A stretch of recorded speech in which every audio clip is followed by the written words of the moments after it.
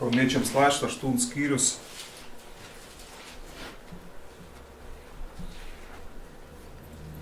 Gal tiesiog net visą skyrių perskaityti.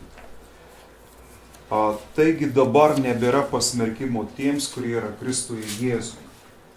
Juk gyvybę teikiančios dvasios įstatymas Kristuje Jėzuje išvadavo tave iš nuodėmės ir mirties įstatymą. O ko įstatymas nepajėgė, nes buvo kūnų nusilpnintas, tai įvykdė Dievas. Jis atsiuntė savo sūnų nuodėmingų kūnų pavidalu ir nuodėmei įveikti pasmerkė nuodėmę kūnį, kad įstatymo reikalavimai išsipildytų mumise gyvenančiuose ne pagal kūną, bet pagal dvasią. Kurie gyvena pagal kūną, tie rūpinasi kūno reikalais, kurie gyvena pagal dvasią, dvasios reikalais. Kūno rūpesčiai veda į mirtį, o dvasios rūpesčiai į gyvenimą ir ramybę. Aš norėčiau sustoti tie plava prie tos eilutės, nes kūno rūpesčiai veda į mirtį, dvasios rūpesčiai veda į gyvenimą ir ramybę. Iš tikrųjų, sakau gal tai palyginti, ką mes šiandieną kalbėjome ir beros meldėmis. Aš pagalvojau vieną dalyką, toks senas anamadiš krikščioniš dalykas, kiek aš nusinešu su savimi daug. Ta prasme. O tai, kad šiandieną rūpinus dvasios dalykas. Ar tie dvasios dalykai yra labai svarbus? Jie labai svarbus, nes tai yra vidus, tai yra mano siela, tai yra mano emocijas, tai yra mano prots, tai yra mano jausmą, mano santykė. Labai daug dalykų yra. Dar kis toks palyginimas, kada mes kalbėjom apie klausimą ir taip toliau. Aš galvoju, man šiandien yra 42,5 metų, galvoju, kiek aš šiandien dabar turiu daiktų, kuriuos turėjau, kai buvau, sakykime, 32 metų, 22 metų, 12 metų, 2 metų. Kur tai visi daiktai yra? Jų nebėra. Ar suprantat? Labai nedaug. Keletas nuotraukų, albums, nebent mums da išlaikyti šliaužtinuką. Kažkur greičiausiai nebėra. Tai aš supratau, kad netgi šitam gyvenimą aš galiu suvokti ir išgyventi amžinybę. Kiek aš turiu, kur mūsų mašinas, kur mes važiavom prieš 15 metų? Ne. Kad mes nom rūpinomės. Ojei. Suprantat, kur tai yra tam tikri dalykai. Vėlgi, aš nenoriu polti į kraštutinumus, ta prasme, bet jau netgi šitam gyvenime mes galim patirti, kaip tam tikri dalykai yra labai laimė. Ir kada tu stovi, ypač Kalėdų, naujų metų progos šventė, stovi prie tos ribos, kad tu eini kažkokį tai naują ribą, kažkokius tai naujus dalykus. Ir tu galvoji, kas tavęs lauk, kas buvo praeitį. Tai tu sumastai, kiek yra tų dalykų. Aišku, jie buvo svarbus, jie buvo reikalingi. Kiekvienam iš mūsų reikalings ir maistą, ir drabužius, ir taip toliau. Ir vis dalyką, bet tu žiūri, tų dalykų nebėra. Jau čia nėra neamžinybės, nėra daugiaus. Čia toks mintis. Taigi, kūno rūpesčiai veda į mirtį, o dvasios rūpesčiai gyvenimą, ramybę. Kūno rūpesčiai priešiški Dievui. Jie nepaklūsta Dievo įstatymui ir negali paklūsti, kai kas gyvena kūniškai, negali patikti Dievui. Jūs nesate kūniški, bet dvasiški, jei tik Dievo dvasia gyvena jumise. Taigi, kiekvienas, kuris išpažįs Kristų, dvasia gyvena mumise. O kas neturi Kristaus dvasios, tas nėra jo. Jeigu Kristus yra jumise, tai kūnas tiesa marus dėl nuodėmės. Taigi mūsų kūną mers. Aliuja. Bet dvasia gyva dėl teisumo. Bet mes jau esam įspausti amžinybė. Jau mūsų dvasia ir siela taip pat yra išvaduojama amžinybė. Gyva dėl teisumo. Jeigu jumise gyvena dvasia to, kuris Jėzų prikėlė iš numirusių. Jei jumise gyvena dvasia to, kuris Jėzų prikėlė iš numirusių, tai jis prikėlęs iš numirusių Kristų atgaivins ir jūsų mirtinguosius kūnus savo dvasia gyvenančią jumise. Halleluja. Taigi apie ką Nicky Gamble kalbėjai? Jis kalbėjo apie tą dvasią, kuri prikėlė Jėzų.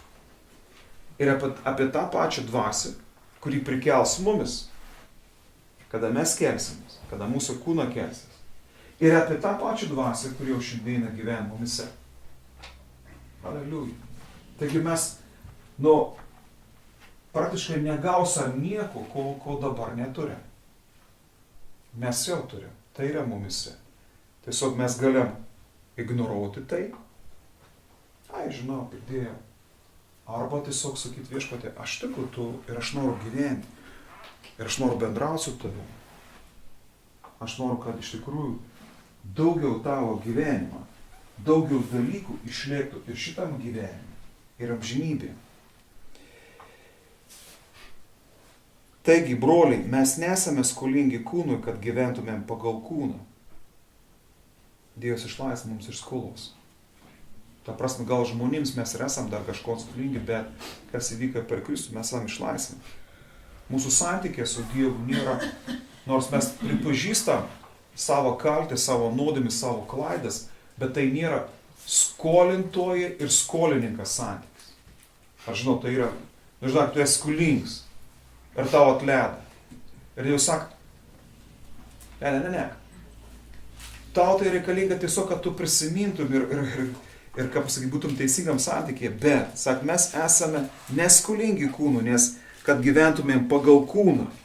Jei jūs gyvenate pagal kūną, mirsite, taigi skolininkai nemirs. Bet jei jūs gyvenate be dvasia, marinate kūno darbus, gyvensite. Visi vedami Dievo dvasios yra Dievo vaikai.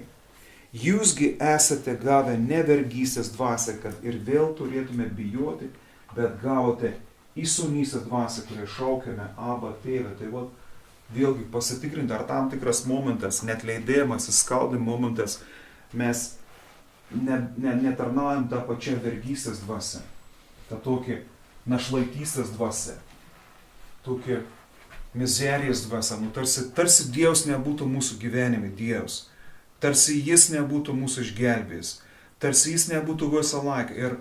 Ir čia ir yra būtent dvasios marinėms. Nes kada susigūžė, aš jau kartuoju jūs. Dievas sako, pasižiūrėk, kaip atrodo. Tai atrodo kaip našlaitis. Tada viešpats sako, tu turi teisę pasirinkti. Tu gali gyventi kūnį ir neatleisti, prisiskaudinti ir būti našlaičiu, būti mizerijai. Ar tu dvasia marinsi tai? Jis sakys, ne. Per Jėzų Kristų aš nesu našlaitis. Aš turiu Dievą, aš turiu dvasią, aš turiu tą pačią dvasią, kuri manim prikels kūną, bet tą akimirką, kada aš mirsiu, mano dvasia, mano siela paims. Įdomu. Tai jeigu aš tikiu Evangelijai ir tą akimirką, kada paskutinį kartą mano plautis ir mano iškvėps paskutinį orą ir kvėps, ir tą akimirką, kada mano širdis sustos, kodėl aš tikiu, kad tą akimirką aš būsiu paims, įdomu? Kas manim paims? Kas ten nuneš? Ta pati dvasia, kuri gyvena tiesiog dabar. Aleliuja. Suprantat, neteis ir nenužengs dar kitą dvasią ir sakys, Andriejau, aš pasiimu. Taip, ta pati dvasia. Ta pati, kuri ir dabar. Kada yra sunkia, kada yra nelengva, kada kažkas įskaudint, kada kažkas vyks ne taip, ką aš noriu, ta pati dvasia. Tai ką pradėti taip mąstyti, galvoju, o brolyti, tai galinga dvasia yra. Aš neveins. Aš galiu marinti šitą dvasią. Aš nesu našlaitis, aš nesu paliktas. Kad ir vėl turėtume bijoti, bet gavote įsūnystės dvasią. Sūnystės arba dukrystės dvasią, kur kalbėjai. Man patiktas palyginimas. Šitą supraskam teisinga. Jūsų tėva neturėjo iš ko rinktis, manim pasirinko. Aleliuja. Taigi, įsūnystės dvasia, kurie šaukiama Abba Tėve. Abba Tėve. Ir pati dvasia liudija mūsų dvasiai, kad esame Dievo vaikai. Kad esame Dievo vaikai.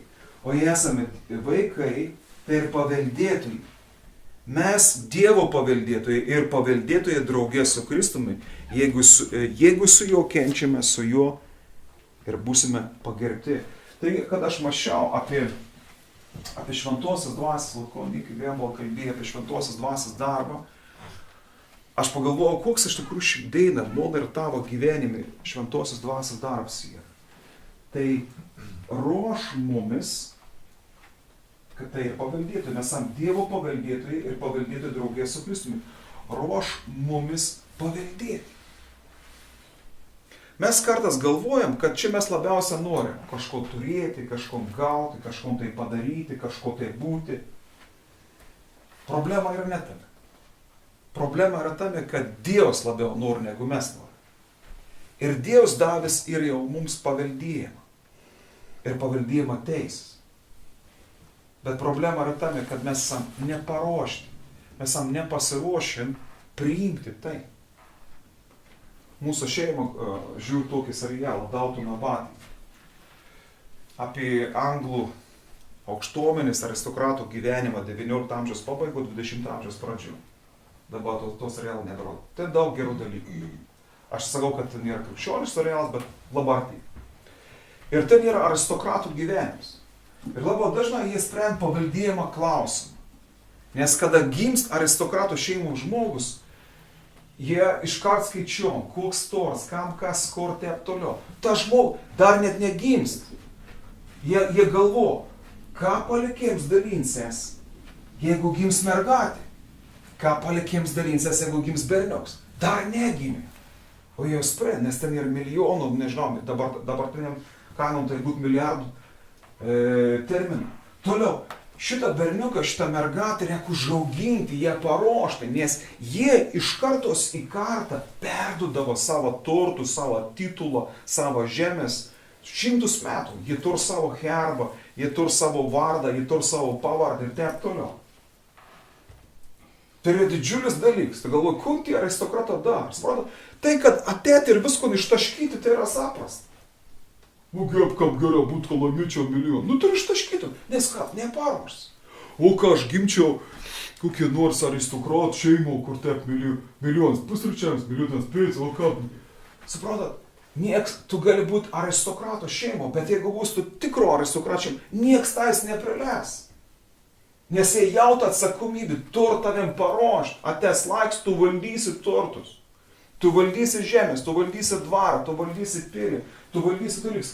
Kartą iš kartos tau perdavė tai. Ir kiekviena prieš tai esančia kartą yra atsakinga, kad paruošti, kad įvesti tavo paveldėjimą. Kodėl tas paveldėjimas? Viešpaties Jėzaus vardo, daug moniton, daug žmona, daug mašina, daug dar kažko. Aš pasak, aš suteiksiu tau pagal savo valią. Bet tu turi būti paruoštas. Taigi, šventoji dvasia, ką jį daro mūsų gyvenime? Jį ruoš mumis paveldėjimą. Jį yra aristokratiškas šeimos, vienas iš aukščiausių narių, trejybės asmuo. Ir mumis tokius žemaičius, mužikus ruoš. Kad tik man įdautų, kad tik man blės. Aš pasak, aš jau senę daviau, bet tai reikia paruošti. Nes nėra tragedijos, jeigu tu turi. Jeigu tu negauni, tu neprieini, bet ir didžiausia tragedija, kada tu turi, tu gauni ir tai ištaška išvaista.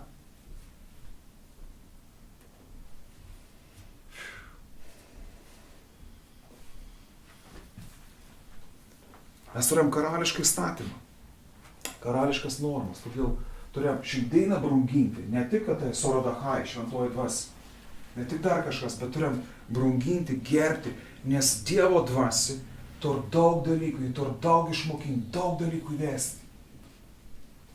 Sak, aš žinau, kokius aš turiu planus, aš turiu gerus planus. Sak, tu turi būti paruoštas. Mes kaip bažnyčia turim būti paruošti. Ir mes turim pažinti šventos dvasios veikimą. Ir kada jis sako, iš tikrųjų, marinkit kūną, marinkit ton mužikišką prigimtį, marinkit tas nuoskaudas, marinkit ton verkšlenimą, zizėjimą tokį, įsiskaudinimą, marink tos tokius kūniškus padalykus. Svarbu ne tai, kad čia padaryti mums asketas. Esmė tame, kad Dievas sako, aš noriu, kad tu paveldėtum. Kad tu paveldėtum, kad tu jėtum. Ir kad savo gyvenimą aš galėčiau tau ištarti. Taip, tu esi pasiruošęs tam dalykui. Štai aš tau duodu tom dalyką. Štai aš tau duodu tom atsakomybę. Štai aš suvedu tavim su ta žmonėm. štai aš atveru duris. Ir man bus negėda, nes aš tavim paruošiau. Štai tu išeini naują lygį. Šventoji dvasia kaip treneris. Dabar tu jau gali plaukti, kaip meilutytį. Gali plaukti olimpiadų, gali siekti auksą. Supranta, šventoji dvasia tai nėra, kad tu pasiimi pultą, sėdi prie teliko ir sakai, koks galėtų būti mano gyvenimas. Dėvi daug tai. Ir sako, aš nenoriu tau daug televizoriaus. Biblijų ne televizorius. Ir ne Facebooks. Aš tau noriu duoti gyvenimą. Aš tau noriu paruošti tau gyvenimą. Įvesti tau gyvenimą. Ištreniruoti. Trumpa pasimelskime. Dieve, aš dėkoju tau šios metus ir dėkoju už ateinančius metus. Ir meldu, kad tu šventoji dvasia, kad mes girdėjom Nicky Gamble viešpatie. Girdėjom tavo žodį. Kad mes nebebūtumėm skolingi kūnų. Ir nesielgtumėm kaip verga. Bet elgtumėmės kaip tavo vaka, kurį gavom į sunysės dvasią. Kurį galim šauktis tavęs Aba tėve. Padėk peržvelgti viešpatį ir matyti, kur tu šiandieną šventoji dvasia veikia mūsų gyvenime. Kaip tu mumis ruoši paveldėjimu. Kaip tu mumis vedi tuo esunystę viešpatį, kurių ir šitam gyvenim ir amžinybė mes paveldėsam tus dalykus, kurie mums skirti. Tėvo valia. Aš meldu, kad mes nebūtumėm išdidus. Aš meldu, kad mes nebūtumėm užsispyrę. Aš meldu, kad mes kiekvienas priimtumėm ir visi kartu tavo vedėjimą, tavo mokymą, tavo paruošimą. Kad iš tikrųjų jėtumėm į tus dalykus, kuriuos tu mums skyrė. Dėkojam viešpatie, kad tu esi ir pripažįstam tai šventoji dvasia, kaip geriausia ruošėjai, kaip geriausia paveldėtojų ruošėjimo specialistą, artimiausią mums asmenį, trenerį, godėją, mokytoją, ragintoją. Aleliuja viešpatie, kiekvieno konkrečios situacijos savo gyvenime, savo santykių, savo darbį, savo mokslį, savo verslį, savo bažnyčių. Aš prašau viešpatie, kad mes dar labiau tavim suprastumėm ir kad dar labiau galėtumėm tau paklusti.